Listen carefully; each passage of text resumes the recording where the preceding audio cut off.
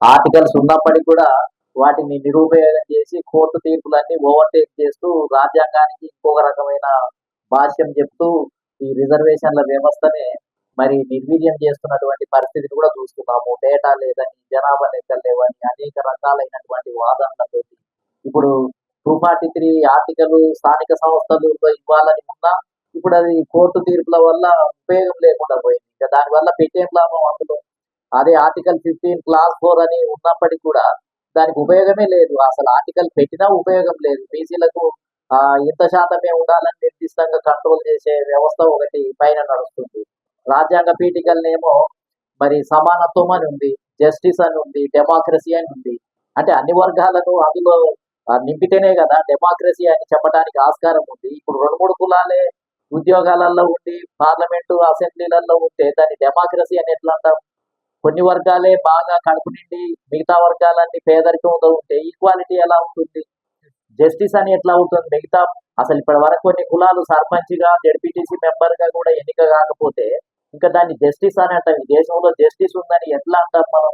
కాబట్టి ఇవన్నీ పరస్పర విరుద్ధమైనటువంటి అభిప్రాయాలతోటి భారత రాజ్యాంగ వ్యవస్థ కొనసాగుతుంది. పాలకులు ఒక రకంగా ఇంటర్ప్రిటేషన్ చేస్తున్నారు, అదేవిధంగా న్యాయ వ్యవస్థలు ఒక రకంగా ఇంటర్ప్రిటేషన్ చేస్తుంది, రాజ్యాంగం ఒక రకంగా ఆర్టికల్స్ తెలియజేస్తుంది.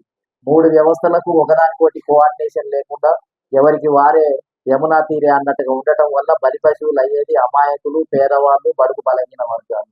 నిన్నగాక మొన్న నేను విన్నాను, కొన్ని నెలల క్రితం కర్ణాటక ప్రభుత్వము ఏదో కాంగ్రెస్ ప్రభుత్వము ఏదో భారతదేశంలో ఒక విప్లవం తీసుకొద్దాం, నేనే ముందుగా ప్రకటించబోతున్నానని ఈ ప్రైవేట్ రంగంలో రిజర్వేషన్లని కొన్ని ప్రైవేట్ సంస్థలకు వర్తింపజేస్తూ ఒక లిస్టు తయారు చేసి ప్రకటించింది. ప్రకటించగానే తెల్లారి 2వ రోజుకే ప్రకటనను మళ్ళీ వెనకకు తీసేస్తుంది. అంటే ప్రైవేట్ రంగము ఒత్తిడి ఇంకా ఏం జరిగిందో ఏమో మళ్ళీ చేసిన ప్రకటననే వెనుదిరుగు తీసుకుంది. అందరూ ఆశ్చర్యపోయారు మాలాంటి వాళ్ళు. అంటే ఎట్లా ప్రభావితం అవుతాయి వ్యవస్థలు అనే దానికి ఇంతకంటే నిదర్శనం లేదు. ఇవాళ ఈ రిజర్వేషన్లు లేకపోవడం వల్ల కొన్ని వ్యవస్థల నిండా కొన్ని కులాలే, కొన్ని వర్గాలే నిండిపోయి మొత్తం వాళ్ళదే ఇష్టాలు రాజ్యాంగం నడుస్తుంది. బ్యూరోక్రసీ అంతా వాళ్ళ చేతుల్లోనే ఉంది.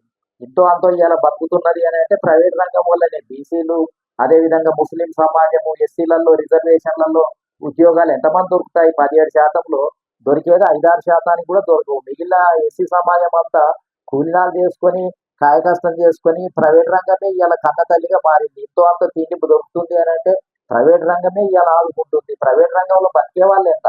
2% కూడా లేదు ఇవాళ. ఆ 2% ప్రజల్నే పోషిస్తుంది. వచ్చిన జీతం అంతా, వచ్చిన బడ్జెట్ అంతా ఈ కడుపు నిండిన వర్గాలకే కట్టబెడుతున్నారు. ఏది జీతభత్యాల పేరుతోటి, డిఏల పేరుతోటి కడుపు నిండా ఉన్న వాళ్ళకే నింపుతున్నారు.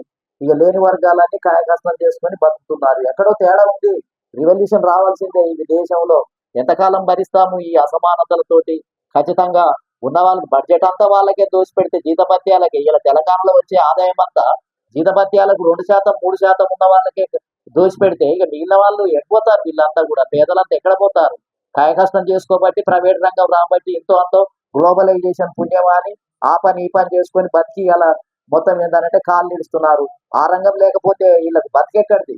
కాబట్టి ఇవన్నీ కూడా గమనించి మనం స్పష్టంగా ఒక నిర్దిష్టమైనటువంటి విధానాలతోటి ఒక బలమైన చర్చ ఢిల్లీ స్థాయిలో జరగాలి, రాజ్యాంగం మీద జరగాలి, రాజకీయ పార్టీల మీద జరగాలి, బ్యూరోక్రసీ మీద జరగాలి, కోర్టులను కూడా చేసిన తీర్పుల మీద కూడా సమీక్ష జరగాలి. ఊరికనే గుడ్డెద్దు చేలబడ్డట్టుగా పోతే నష్టపోయేది బలి పశువులంతా.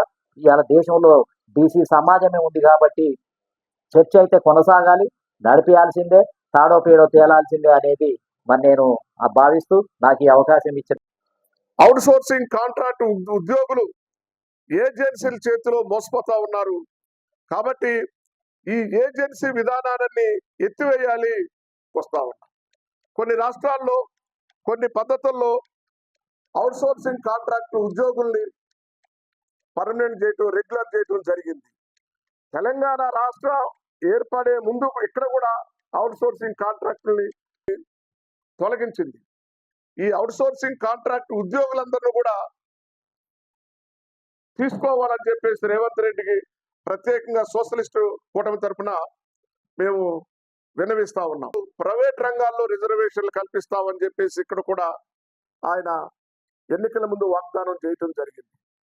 ఆ వాగ్దానాన్ని నిలబెట్టుకోమని, ఎందుకంటే దానికి సామాజిక ఆమోదం ఉంది.